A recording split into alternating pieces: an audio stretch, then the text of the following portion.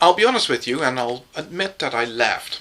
I laughed my ass off when I saw how Nephilim Free scored that own goal. I mean, that was hilariously funny. It was such delicious irony to see somebody who has always delighted in pointing out how morally depraved his opponents are screw up that badly. That's just really funny.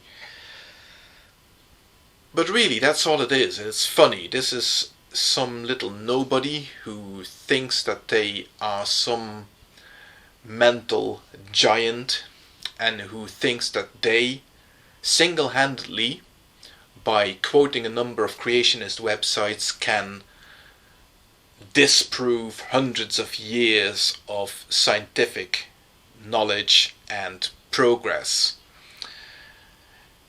But, as sad as it is that somebody as obviously deluded and crazy as that, in a colloquial sense of the word, is being taken seriously by a number of us, what I really found nauseating in the last couple of days is to see some of us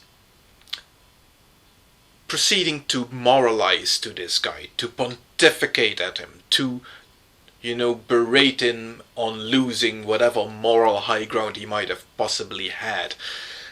I thought that the whole holier than thou trip was something that we atheists were going to leave to the religious whack jobs, to the extremists, to the fundamentalists, to the Phelpses of this world.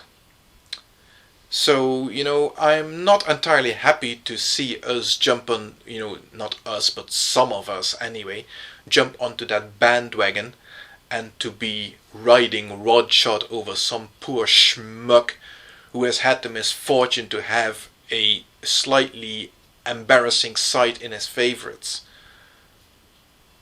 Really, people, have we got nothing better to do? Well, who am I to talk? Here am I, messing around with Mr. Tapley all the time. Talking about which, by the way, funny thing just happened. I got one of these hit and run video responses. One of those, people who seems to think that they've got a video that answers some deep and meaningful question about life, the universe and everything, and who goes about making it a video response to everybody they can find who holds a position with which they don't agree, and carry on and move on to the next person. Hit and run video responses, I call those. And this is a guy who obviously seems to be all keen on the whole, November 2010 is the start of World War III prophecies. Along the lines of Mr. Tapley himself, and obviously there is more insanity like that doing the rounds.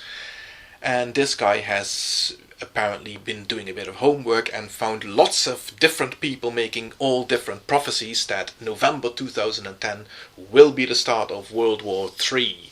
Now, I trust with World War III you mean the sort of thing that, involves exchanges of, enmities and, people dying, maybe the odd, little, nuclear war sort of thingy.